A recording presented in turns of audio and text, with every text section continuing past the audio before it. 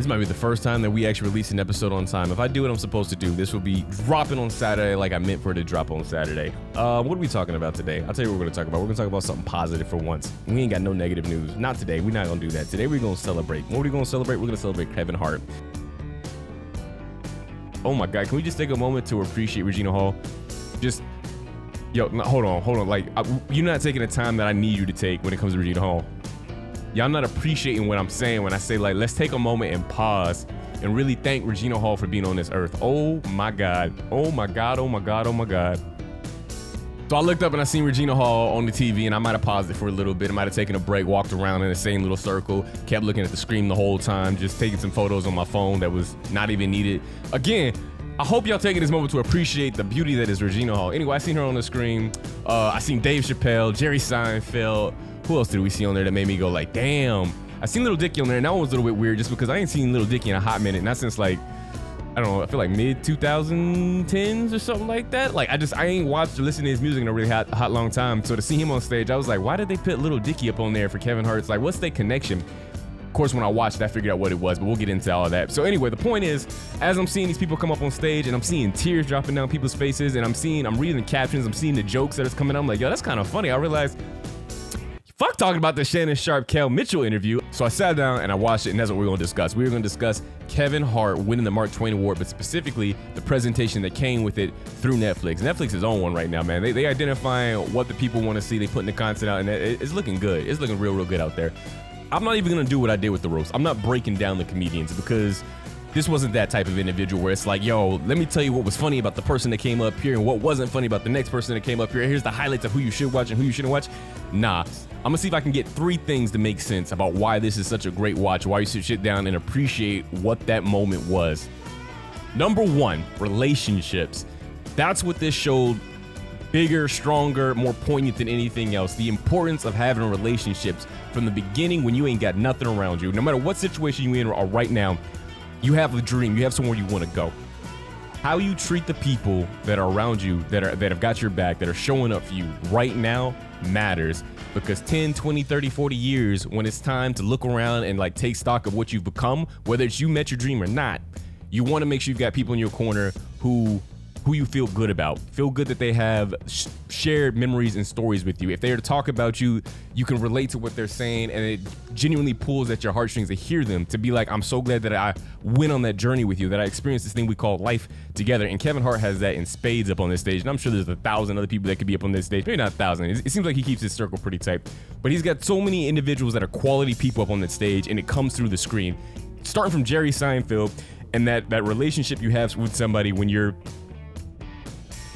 joking on them, and the jokes they could seem mean if you don't know what that relationship is, right? Like if you're watching it from the outside, you're like, damn, I thought you was supposed to be up there to celebrate this man, but you can tell that it's coming from a place of love. Like this is coming from somebody who's had real, genuine conversations with this man, sat in this man's living room, maybe held his kids, you know what I'm saying? Shared pizza and Jerry Seinfeld's crazy house where apparently he's got that stone oven where it makes quality pizza. You know the joke Kevin Hart told that nobody could relate to because we ain't never been to Jerry Seinfeld's house.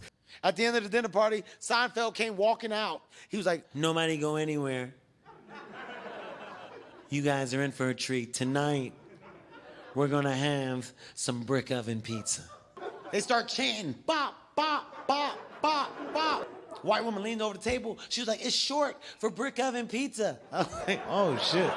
Anyway, the point is, the jokes weren't even like, it was funny because Kevin Hart's reaction to the jokes were so genuine. He's laughing at his best friends coming up there in a moment of support for him. And that's what I felt, like I said, throughout the entire presentation, was that the real genuine love that these individuals, these comedians and these co-actors had felt for Kevin, it just made me take stock of the individuals I got in my own life, where I'm like, damn, do I got real genuine people that like I want to continue a journey with? And when it's all said and done, if they had to give a eulogy for you, like that's something that we can all agree. Everybody's gonna have a eulogy at some point. We're not all gonna be standing on a stage for Mark Twain Award. Hell, most of us ain't gonna be standing on a stage for any type of award, but we all gonna have a eulogy at some point, or we're gonna have death. And when you have death, if you think about the people that are gonna come on stage and say something about you, how are people gonna remember you? And that was something that I really took away from this, man. Like listening to Regina, I keep going back to Regina. I ain't even got no reason to be Regina. She in the middle of the show. There's a bunch of presentations that come before Regina. So let me get off Regina right now. Let me start thinking with the head that's up here. Let's talk about some of the people that we see come out when I talk about relationships when it comes to Kevin Hart. Jerry Seinfeld, Dave Chapelle, Chris Rock. Robin Thicke opens up the ceremony with the song, bro. Let me tell you something. You're doing something right in life when your opening act is Robin Thicke. Your opener, bro. The person that starts the whole thing off is Robin Thicke. That's a crazy flex right there. JB Smoove is there. Who did I not name? Like I said, Keith Robinson. I don't really know Keith Robinson outside of the documentary that Kevin Hart had that went over his life and like how he started off in Philly, and Keith Robinson, the role he played in kind of molding Kevin into the comedian that he would eventually become. But when I saw Keith Robinson go up on that stage, first of all, he was funny. There was no denying that man was funny. And you know, it's one of those things too where you're like, oh man, like I hope this goes well, because he suffered from a stroke. So he's kind of got a little bit of a like the after effects of a stroke. Things are kind of leaning on one side. You don't have full control or movement of some things. And he comes up there and the first thing he does is dig at himself. The first thing he's like, yo, I was told I got 4 minutes to do this whole thing. Pause. I took 3.5 just to get up here. Kevin Hart, I love you. Good night. Yo, the man was he was on his jokes. And I know I said I wasn't gonna break down jokes, but this is the one person I want to break down, because an individual who suffered a setback like a stroke, to still be able to do what you love, to get up on stage and be effective at it, that's something to applaud. On top of that, the emotions he elicited from Kevin Hart, you felt that. You don't know this man from any other person in the crowd, from any other face in the crowd.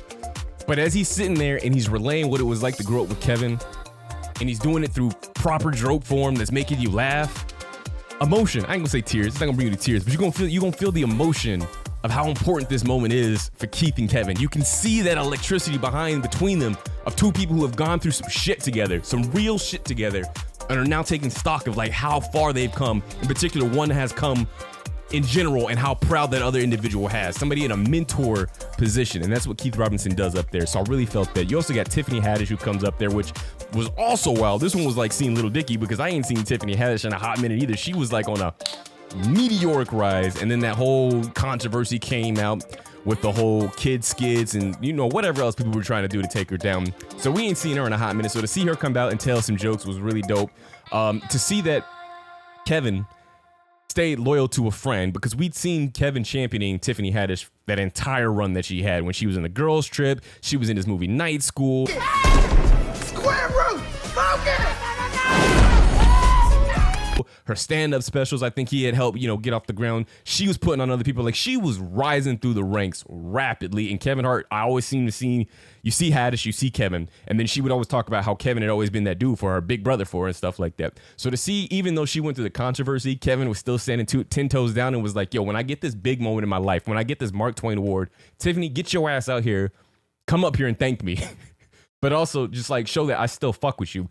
Let me say this, actually. I have people that live in LA that have been trying to break into the bigger side of Hollywood for the longest time, like the ground level actors, ground level musicians, people that have been hustling for a hot minute in LA. And one of the common things I keep hearing is that LA for them has always felt like a superficial place. It's very cliquish.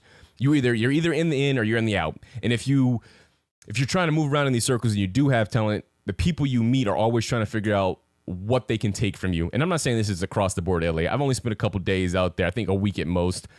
I'm just talking about what I've heard from people who live out there. They always felt like it's harder to break into these friend groups, right? Because people are always looking for a handout. And the genuine people, like, you really got to dig to find the ones who don't want anything from you, that just want to build from you. Kevin Hart, to be at the top of the game like he is, still seems to have that genuine heart, and it's being reflected in not only his actions, because actions don't really mean anything if you don't have anything to corroborate it. It's being reflected in the individuals that are come up on the stage to talk about him. I can't forget. Can't knock. Nelly was also on the stage doing hot in here. Again, as your opening act, Robin Thicke and Nelly, that's a different kind of flex, man. Can't too many people say that my opener was Robin Thicke and Nelly. That's a dangerous flex right there. It's interesting to see how relationships develop in Hollywood, right? Because you just never know how somebody's career is going to turn out, where they're going to end up. Nick Cannon is on, again, a different stratosphere of celebrity. Like, you can feel however you want to feel about his movies. You can feel however you want to feel about his music. Personally, I think he's got some hits. Drumline is a hit. Love Don't Cost a Thing is a hit. Roll Bounce is a hit. All Nick Cannon movies. His music, yo, I mess with Can I Live. I like his movies. That the point is though, feel how you feel about Nick Cannon. Nick Cannon is on a different stratospheric level of business mogul. Like, not counting pockets out here, but every country I've ever been to has always had Wild 'N Out somewhere on one of the channels. Let me tell you something. If your show that you executive produce, write, star, host, joke in is in every country on every television, you getting checks. Not to mention the 10 baby mamas. You ain't gonna do that unless you got checks too. But the point is, this man is not only feeding 10 baby mamas, but still moving around like a mogul should be moving around. So that man is on a different type of level. Not to mention he's got the radio TV shows. He's hosting all these game shows and talent shows. Like, the dude is on a different level of hustle and success. And he had put on, in some ways, Kevin Hart with the Wild 'N Out introduction back in 2004, 2005 when we first saw Kevin Hart and he was killing it up on that stage. But to see the relationship kind of change now where Nick Cannon is coming up on the stage and he's introducing or he's presenting or he's big up in Kevin Hart and saying like, yo, this man is all hats off to him, all praise to him. To see that dynamic, that shift, and there's still love between them. There's no hate between where somebody may be compared to the other person. Again, both moguls, but Kevin Hart is obviously on like some meteoric Eddie Murphy type repeat. In fact, Eddie Murphy might be the only other person that's done what Kevin Hart is doing. So to see that dynamic again goes back to relationships and the importance of, even if you're at the top, treating the people that are underneath you with some respect and love because you just don't know where they may go. And that just seems to ebb and flow through the entire show with the individuals we see. Who else appeared on the show that was crazy? Jimmy Fallon, bro. How the fuck do you get Jimmy? His collection of people that want to show him love also just speaks to the individual that Kevin Hart must be, bro, because it's like seeing a bunch of military friends. Like, you just don't see this group of people together often unless it's on some save the world, kumbaya, yo, we got to tell the world that we got to collect plastic bottles from the water bottle, so let's sing a song type energy. To have Jimmy Fallon, Little Dicky, Nelly, Robin Thicke, like, this is the weirdest cast of Avengers ever, but it also speaks to a guy who every time he meets somebody just seems to find a genuine connection or something to relate to because people just rock with him. Jimmy Fallon comes out and plays the acoustic guitar and sings a song that pretty much mocks Kevin's shortness the entire way through, but also it's that mocking with love. It's that like, I would only come out here and do this with somebody I love, and you all should love too, man. Again, I mean, this stage is already about to collapse from the amount of like star power that they've got on there, but then you add Dave Chappelle and Chris Rock to go up there, and just the way that those two individuals relate to Kevin, share their personal story journey, the way that they first met him. You got Chris Rock saying the first time he sees Kevin is in 2007, 8, 9, whenever Death at a Funeral was made. Who's this? You know, I asked myself the same thing when my dad passed. I said, who is this man? No, Brian. Who's this in the coffin? Because that's not my father. Are you sure? Are you asking me if I'm sure I know what my father looks like? No, people make mistakes in a time of grief, Aaron. Look at the damn body, man. Oh, shit. You got Jackie Chan in there. And then also noticing him on some kind of comedic search presentation where Kevin stood out and he gave him some advice, basically saying that you got to stop looking at the people that you're on the stage with as your circle, as your friends. These are not even your competitors. These are people that you got to stand out from. You got to make yourself unique. And then, of course, saying that afterwards, he was like, I never gave another young person advice again, because Kevin Hart, a few weeks later, ended up taking all my damn roles, ended up taking my movies, ended up starring a movie with The Rock when my last name was The Rock. Like, the shit was funny. The point being, though, you meet Chris early on, before you're even a name. Chris remembers you, and then over a decade later, he's up on a stage, big up in you, saying like, yo, you're one of the greatest to ever do it. Dave Chappelle, arguably top 3 greatest to ever do it in some people's mind, is up on that stage. We're counting the first time that he met you, seeing you in the comedy clubs in Philly when you were just Little Kev the Dirty Bastard, whatever your name was back then, and watching your rise as you surpass everybody. Again, to have somebody that's at the top. I said this when it was Kevin Hart doing the roast, and was it Tony Hinchcliffe had killed, it was Andrew. It was, not Andrew. It was Andrew Schultz. That's who it was. Andrew Schultz had killed it, and Kevin Hart had stood up and basically said, as advertised. And I said that to have somebody at the top of your field look at you and say, as advertised, to have somebody great at the highest levels of what you want to do recognize you, has got to feel great. So on that same token, to have Dave Chappelle stand across that stage and look Kevin in the eye, and I seen it. They was looking at each other in the eye. Wasn't nobody looking down, looking left or right. It was holding that attention to look him in the eye and say, yo, you did this.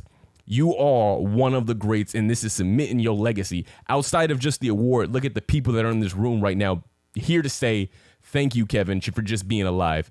Yo, big moments. And it was so great. So like I said, takeaway from that is relationships. It was so beautiful. Number 2 is going to be something that I mentioned in the roast as well. I had mentioned that Kevin Hart's probably one of the best hosts I've ever seen because you've got to be fluid, dynamic, react to what's happening around you real time. There's something inherent in being a good host that not everybody has, and that's the ability to honestly relate to the individuals that you're talking to. And generally, to be a great, I feel like you've almost got to relate to everybody, or at least the majority of the people that you're speaking with. And Kevin Hart, man, he demonstrates that ability with such skill throughout the show and how he interacts with people that are going up there and the way that they tell jokes on him. And he's calling them out and he's laughing and he's joking on him. And he's like, yo, cut that out. And it feels honest and genuine. But more importantly, that ending, and this is why I feel like Netflix, you've got to loosen up, man, on the things that we're allowed to show here, because that presentation at the end of Kevin Hart giving his final speech and thanking the individuals that had came out for him, the Dave Chappelles, the Chris Rocks, the Nellys, the Robin Thicks, Jerry Seinfelds. He leaves out Nick Cannon's name, he leaves out Regina Hall's name, and he leaves out JB Smoove's name. But they all notice it and they say something about it, and there's a funny interaction there. But as he's thanking these individuals, he's also thanking his family. He's thanking the people that have helped him to get to where he is today. And it comes from such a genuine place, an emotional place, especially as he's thinking his family and his brother, that tears start to like well up and they're coming down. And it's not like that pretty Hollywood cry, that fake, everybody's got to learn this to even get in the door of a big blockbuster movie. No, this felt like ugly, not nose running with snot cry, where it's like, I can't hold this back, it's coming out, cut the cameras please, because I don't want TMZ to run this tomorrow. Like, the shit was nasty, but it was good because it felt like this is somebody who doesn't care about the cameras right now. This is somebody who's speaking to the people in the room and letting you know that he truly appreciates the moment. Doesn't even care much so about the award of this random dude that's on this pillar. Cares more about the people that are in the stands. Like I said, in particular his family and those that came up on the stage and thanked him. So that's another reason I think you should watch this, because it's a good moment again in an industry where you just don't feel like you get a lot of good news anymore, right? It's either a movie's failing, somebody's breaking up with somebody's divorcing somebody and taking all their money, or somebody's touching on kids like they shouldn't be. Those are the 4 things I feel like we're hearing about Hollywood right now. So to see something in the midst of that's just genuine people loving each other on stage and showing support, that's number 2. Number 3, we got a final reason that you should watch this, or a final takeaway from this amazing presentation that is the Mark Twain Award. And I think I'm going to give it to comedians. I'm just going to say this. Comedians have a community and a culture that should be respected and studied for everybody. There's just the fact that everybody on that stage has a story that stems back decades with Kevin Hart. The fact that it wasn't somebody who just randomly popped up on the screen like so many musicians sometimes seem to do, or somebody who got it on their own and on behind their computer. This is somebody who was in the dingiest, dirtiest nightclubs or bars or comedic houses and was doing the work, was studying from the very beginning those who came up on stage. JB Smoove speaks about how he would go on stage and he would see Kevin in the back there taking notes. And, he also accused him of taking jokes. Can't tell if that was real or not. Doesn't matter, because everybody's been accused of taking jokes. Shannon Sharp just did something about somebody taking jokes. Wasn't Cat Williams that said somebody was stealing jokes? Was it said? I think he called out. Cedric told you when you asked him, did you steal Cat Williams' joke? Yeah. He said, it don't line up. How it don't line up that I did it on TV in 2018. You came to see me at the Comedy Store do it in 2019, and then did it on the Kings of Comedy. These individuals in the comedy game all seem to have known each other for a very long time. So even the individuals that we are just now becoming aware of that are just now popping up, they'd already been in the background working for decades and been paying their dues and, writing the jokes for other people, working on these sketch comedy shows, being in the comedy clubs when nobody knew their name, performing for 2 people, getting chicken wings thrown at them, as Kevin Hart has said at one point.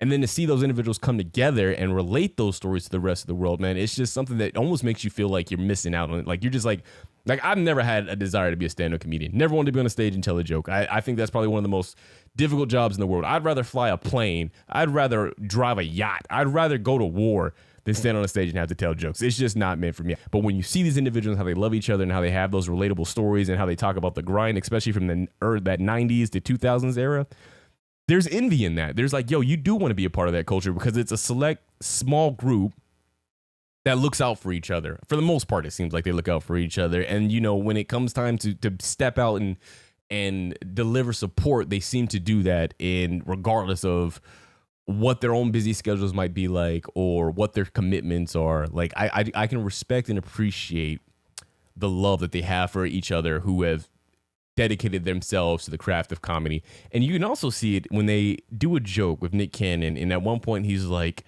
coming to the stage. You've seen him in Boomerang, you've seen him in Nutty Professor, one of the greats, probably the legend of all time, Eddie Murphy, coming to say what's up to Kevin Hart, and everybody's like on their feet. They even cut to like camera people's they cut to the crowd's reaction, and you see like one guy turn to a girl and was like, I think it's Eddie Murphy, and she's like, oh my god, Eddie Murphy, and they're showing Eddie Murphy's face on the screen, and then they cut to Kevin Hart, and you can see he's like, what the fuck, Eddie Murphy is here? I had no idea he's gonna be here, and he's standing up and he's getting excited like, yo, Eddie Murphy's about to tell me like how great I am, and it's not, it's just Nick Cannon, and he runs out and he's basically like, boom, got your bitch ass, that's a joke, and it's a joke because you went on my show last week and ruined it, and whatever he did on The Masked Singer, that awe and that respect that everybody in the room was like, yo, what the Eddie Murphy is showing up? Like, they almost make it seem like Eddie Murphy doesn't come outside at all.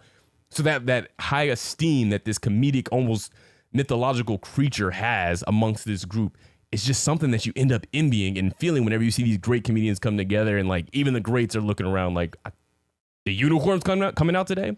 I mean, really, that's it, y'all. I just wanted to say this was a very positive event, and if you're looking for something positive to watch right now, to sit down and just either smile a little bit, maybe a little bit motivated to get on whatever it is your own hustle or grind is, to work really hard, because that's something else that's reflected in a lot of the video and the content that they put out on the screen, showing Kevin Hart as a comedian, showing him as a podcast host, showing him as an actor. Like, the man works. And when you see the level of effort that he puts into his craft and his field and his love, and then see the results of those actions, it motivates you to, whatever field you're in, whatever interest you have, to want to work harder. Like, you'll finish that and be like, why am I not studying whatever the hell I should be studying right now? Why am I not making the necessary investments and sacrifices to get to the level of success that I envisioned for myself? I also like something Dave Chapelle says, in that Kevin Hart is an example of a dreamer, but a dreamer who dreams bigger than the rest. And because of that, because he can see sights that most people are too afraid to see, he reaches levels that most of us don't reach. Because that speaks to a lot of individuals like, yo, I'm not trying to be a closed-minded dreamer. I'm not trying to be somebody who sleeps through life. Like, there's also things that I'd like to do. Most of us don't want to be on a Mark Twain stage winning an award. But hell, some of us would like a house. Some of us would like a boat. Shit, some of us would just like to pay the bills. So this might motivate you to do a little bit more, work a little bit harder. So by the end of this, if you've taken nothing else away, as you're looking at the great comedians up on that stage, big up in Kevin Hart, showing their love, showing their praise. As you see Kevin Hart with the tears come down his face, happy to stand amongst legends and greats who all respect and appreciate him. This has got to make you look at your circle. Look at the people that you are carrying forward. If these same individuals are not the individuals you want to see on a stage, or in the audience, or at your funeral, or just whatever your vision of success looks like, talking about you, laughing with you, sharing in your drinks, eating your food, then you got to drop them. And let's not just focus on the negative, but start investing in finding those people, no matter where you are at in life. You ain't gonna be in high school, you ain't gonna be in your early 20s, you ain't gonna be in your 30s. Right now, make the change to start surrounding yourself with people that push you to be better. People who are already in positions of greatness that help elevate you to supersede them. All I'm saying is, by the end of this, you should be looking around and feeling like, I got a team that I would be more than happy to share all the success in, no cameras involved. That's what I felt by the end of this. That's the final thought. Now what I'm gonna do is, I'm gonna annoy y'all. I'm gonna annoy y'all because y'all know you should already click off, and I'm gonna sit here and I'm gonna play this game where I go, y'all should have left, and y'all stay here anyway, and then we're gonna do this back and forth. I'm just gonna sit here telling y'all what else I appreciate. See how long I can do this for. I appreciate the beautiful Regina Hall. I appreciate the beautiful Regina Hall's eyes. I appreciate the beautiful Regina Hall storytelling. I appreciate the beautiful Regina Hall, period. I don't know why y'all are still here. Like, clearly there's nothing else. Y'all always do this. Y'all stay for the end of the video and there's nothing here where you can just click off and go anywhere else. Y'all know I'm just gonna sit here talking about nothing, and this nothing is gonna be nothing but Regina Hall love. So you might as well leave right now, because I'm not doing nothing else. Regina Hall's walk. Did I mention that already? I mean, it doesn't matter. You can just double down on Regina Hall because it's just how great it is. You got to say it twice. Regina Hall in Scary Movie. I didn't know she was 21 in that. That was crazy. Oh, we gonna keep doing this? Okay. Regina Hall in that dress, whatever that dress was. It was like a dress shirt thing. It was red. It was nice. It was flowing right.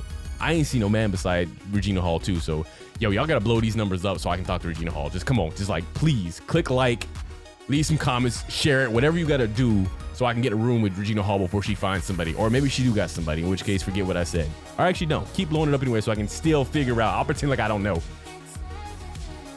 Yo, if you're still watching, that's crazy. I'm gonna log off now because y'all gonna have me get in trouble. All right. Deuces.